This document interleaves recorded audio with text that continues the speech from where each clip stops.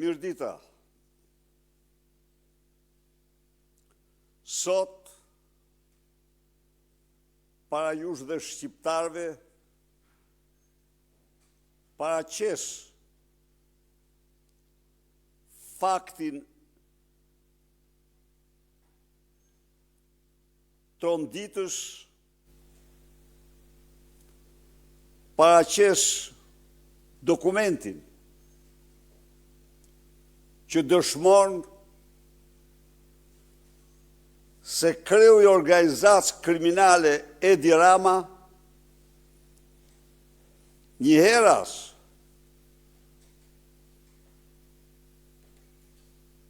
padrino i të gjithë mafjes shqiptare është autori i vërtet që ka organizuar dhe urdhëruar hakerimin e SPAK-ut dhe dosjeve në SPAK. Ju lutem ndëgjojeni. Përshëndetje doktor. Një informacion të veçantë tek dosja hakerimit të sistemit të SPAK-ut, hakeruesi përmend emrin e Ramës si personi që mund të ketë urdhëruar hakerimin. Pjesë nga dosja. Me datën 12 shkurt 2025, ora 21:17, Arnold Rokaj i dërgon Zambak Gjonit një foto që duket si faqe interneti nga e cila mund të aksesohet sistemet e SPAK-ut. Më pas, ai i dërgon një SMS me përmbajtjen. Mos e hapsha dot. Mëtej, Arnold Rokaj i dërgon sërish një SMS Zambak Gjonit. Se do t'i shkruaj Rams e hajt t'ja u bëjmë ropt. Pra, Arnold Rokaj e kishte numrin e Rams. Dhe Arnold Rokaj, sa po të hapte faqen, do t'i dërgonte Rams të dhanat e faqes, hajt t'ju bëjmë këte dhate me gjuhën e lubis, se këte gjuhë kishë ata njëri me tjetë, ja paloshe, jo këshu e është në gjitha më tapja. Pra, nga përmajtja e këti komunikimi, krijohet bindje arsyeshme se veprimet e tetuarit kanë të bëjnë me ndërhyrjet pa autorizuar në sistemet e SPAK-ut, me qëllim dëmtimin e tyre përmes shpërndarjes së dokumentave tek persona të tretë, duke dërguar Rams dokumentat. Ati thot do ja dërgoj, thot.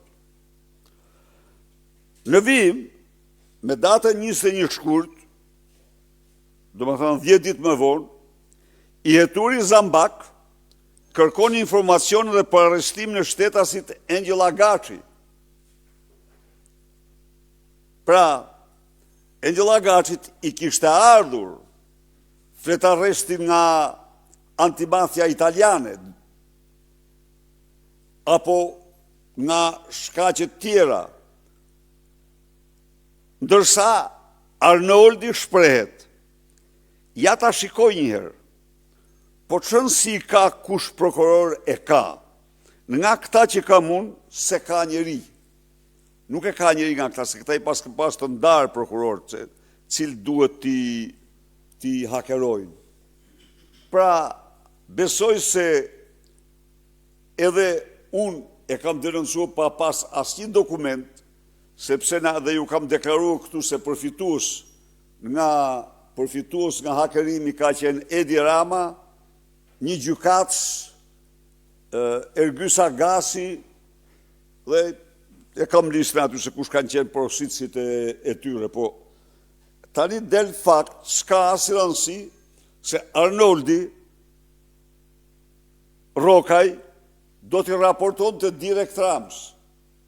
pra kishte numrin e kryeministrit dhe do t'i jepte si armiqin e parë atij për faqet që kishin hakeruar. Ky përbën një nga krimet më të shëmtuara dhe më të rënda. Më të rënda. Ky është një implikim madhor i Edi Ramës dhe unë kërkoj dorëheqjen e tij urgjente. Të dashur qytetarë dhe qytetare, shikoni pra se si kreu i organizatës kriminale të ekzekutivit shqiptar kërkonte të vidhte dokumentat sekrete të hetimit vetëm e vetëm që të mund të kontrollonte këtë proces në mënyra të tij. E dënoj me ashpërsinë më të madhe këtë akt kriminal, edhe njerë kërkoj largimin e njëhershëm nga detyra e kryeministrit, sikundër u bëj thirrje shqiptarëve të marrin në dorë fatet e ligjit dhe kushtetutës në këtë vend, sepse Edi Rama positunon t'i shkelmoj, t'i nënçmoj, t'i përdor ato për qëllime krejtësisht kriminale të vetat. Faleminderit. Zoti Berisha, kreu i qeverisë Edi Rama në mbledhjen me grupin parlamentar të Partisë Socialiste u tha socialistëve që duhet të vazhdojnë me reformat me ose pa dëshirën dhe vullnetin e opozitës. Keni një qëndrim për këtë dhe cili do të jetë qëndrimi i Partisë Demokratike për reformën zgjedhore dhe atë territoriale në nisjen e sesionit të ri parlamentar? Faleminderit. Edi Rama duhet të jap dorëheqjen, kjo është përgjigjja ime për çdo fjalë të tij, të largohet menjëherë nga pushteti. Është një vepër, janë seriali i veprave kriminale të tij nuk ka fund. Unë ja u thash e deklarova dje, ja u deklaroj sot, se ndosen e Lubi Ballukut në 3 rjeshta, 2 janë për Ramën, 1 është për Lubin. Në dosjen e lindave, 1 është për Mirlindën, 2 janë për Lindën.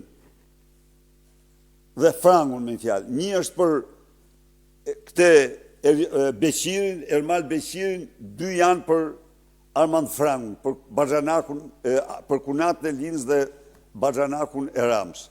Kështu që ai duhet t'jap dorëheqjen, ky dokument është një dokument, një akt akuze të mërshme për te. Zoti Berisha, Shqipëria është mes 75 vendeve të cilat Shtetet e Bashkuara të Amerikës i pezulluan vizat për emigracionin. Pse mendoni ju se Shqipëria është në këtë listë? Mendoj se përgjigjen kësaj pyetje ja dha qartësisht ambasada e Shteteve të Bashkuara. Dhe unë nuk mund të shtoj as të heq ndonjë gjë nga shpjegimi i djeshëm i ambasadës. Zoti Berisha, gjykata kushtetuese e konsideroi të zgjatur masën e arrestit ndaj jush. Si e vlerësoni këtë vendim dhe kohën në të cilën gjykata u shpreh? Tani,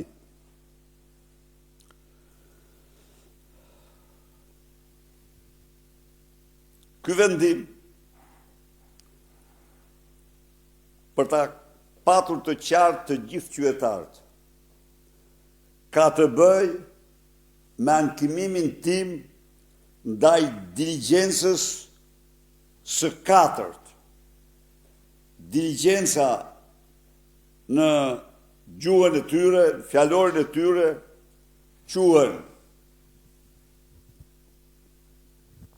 provat, fakte, dokumentat që prokurorët janë të detyruar të paraqesin për çështje çdo 2 muaj. Dhe mbi bazën e këtyre dokumentave përshtaten qëndrimet nga organet gjyqësore. Sipas ligjit, prokuroria duhet të raportojë çdo 2 muaj dhe gjykata e shkallës parë rivlerëson masën e arrestit edhe 2 muaj pas vendosjes së saj. Avokatët e mi kanë bërë gjerësot 4 ankesa të tilla. Në ankesën e fundit ishte edhe kërkesa për revokimin tërësisht të masës së arrestit në shtëpi, pasi shkaku për të cilin ishte vendosur ishte i paligjshëm. Masa e detyrimit paraqitjes dhe mosdaljes jashtë vendit ishin ekzekutuar në abuzim të plot të ligjit nga SPAK-u, sepse nuk kishin marrë formë të prerë dhe SPAK-u i aplikoi ato pa marrë formën e prerë. Asnjë fjalë për këtë rast, sepse kjo gjykat nuk ka lidhje me ligjin, por me urdhra. 8 muaj ju deshën gjykatës për shqyrtimin e kërkesës për diligjencën 4, ndërkohë që afati ligjor është 3 muaj dhe ndërkohë që kërkesat e ministrave shqyrtohen për 2 javë. Pse? Sepse për këtë gjykat, organizat të Partisë së Krimit, opozita është armike. Çfarë dallimi kishte? Prandaj ftoj të gjitha ata që janë të interesuar. Çfarë dallimi kishte kërkesa e 4 nga kërkesa e 3 apo e 2? Asnjë dallim, 0, sepse asnjë provë të re nuk ka marrë SPAK në diligjencën 2, 3, 4 ku të përmendej Berisha. Pra, unë në çdo diligjencë që ata kanë paraqitur çdo 2 muaj, të 2-tën, të 3-tën, të 4-tën, nuk citojnë fare emrin tim. Fare. Jo. E kemi ankimuar këtë pas çdo vendimi deri në kushtetuese, pra pas diligjencës 2, të 3 e me radhë. Gjykatën kushtetuese nuk e ka shqetësuar fare ky fakt atëherë, pasi për të opozita është armike dhe kjo gjykatë kushtetuese si organizatë e Partisë së Krimit nuk ka lidhje me shtetin e së drejtës as me liritë politike të individit.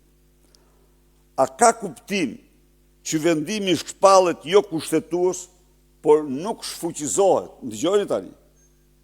E kanë shpallur jo kushtetues vendimin e Irena Gjoks, por nuk e shfuqizoi. Shikoj çfarë sharlatansh, ai vend nuk e shfuqizoi në pretendimin se nuk ekziston. Po ai vendim ka prodhuar pasoja dhe pasojat e tij ekzistojnë.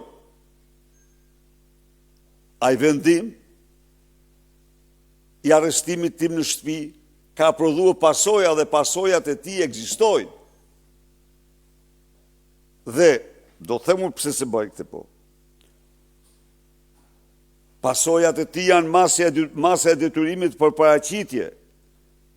Është pasojë indirekte e atij qëndrimit të SPAK dhe atyre interpretimeve gjyqësore. Por këtu ata së pari duhen të mbrojnë. Ata janë Irena. Ata kanë ftyrën, moralin, karakterin e Irenës dhe duhen të mbrojnë vendimet e Irenës. Delinkuente me 3 vepra penale në detyrë. Me 3 vepra penale në detyrë. Nga ana tjetër, me këtë vendim i kanë çelë rrugën mbështetjes për Lubin dhe ministrat të cilët mund dënohen për krime monstruoze dhe korrupsion. Pra, e kuptoni ju që në pamjet parë duke se mund thoni kanë bërë drejtësi. në të vërtet janë të reguar një seksion politik i partisë së krimit ashtu si që janë, të turpshëm. Një vendim i cili ka dhe sot pasojat e tij tek individi ndaj cilit është marrë një masë antikushtetuese. Nuk e shfuqizojnë për të mbrojtur nderin e Irena Gjoks në fakt të vetës tyre se janë Irena.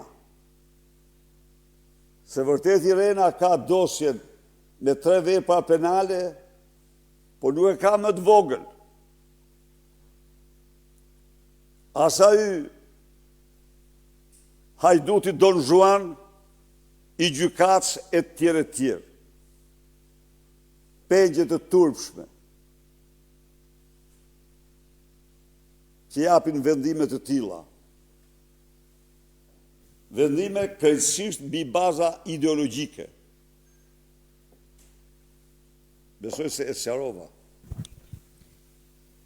Zoti Berisha, Osman Stafa, News 24. Ditën e hënë nis për vitin 2026 edhe seanca e parë plenare. Cila do të jetë marrëdhënia e Partisë Demokratike me Kuvendin e Shqipërisë? Sa kohë keni lajmëruar një protestë të cilën e konsideroni reagim të qytetarëve ndaj qeverisë kryeministrit Rama? De facto, parlamenti është i aneksuar nga organizata kriminale e Edi Ramës. Parlamenti është totalisht i aneksuar. Ne, se çfarë do bëjmë, do vendosim, por fakti është ky që themun. Në qoftë se shkojmë për ta demaskuar, sepse Edi Rama a mund shkohet kur në kundërshtim me kushtetutat rregulloren mbrohet Lubi Balluku. A e kupton ti, Osman, që të gjithë ata që hynë në atë parlament nga partia e krimit tani mund të thonë një zëri se jemi të gjithë Lubi. Jemi Lubi. Dhe janë shumica e tyre, po jo të gjithë. Zoti Berisha, në pranverë pritet që në Partinë Demokratike të mbahen zgjedhje. Juve vetë e shpallni kandidaturën për kreun e Partisë Demokratike dhe nëse se njëri prej ndoshta rivalëve tuaja, një kandidat tjetër do të ishte Ervin Saliani, ju e konsideroni të përjashtuar, por a do pranonte Partia Demokratike kandidaturën e tij, ju do të kandidonit me të? Nuk jam këtu për atë çështje i vetë përjashtuar. Lexon Nenin 24, është i vetë përjashtuar. Ja fali vetën atyre bëri zgjidhjen e vet. Mirupafshim.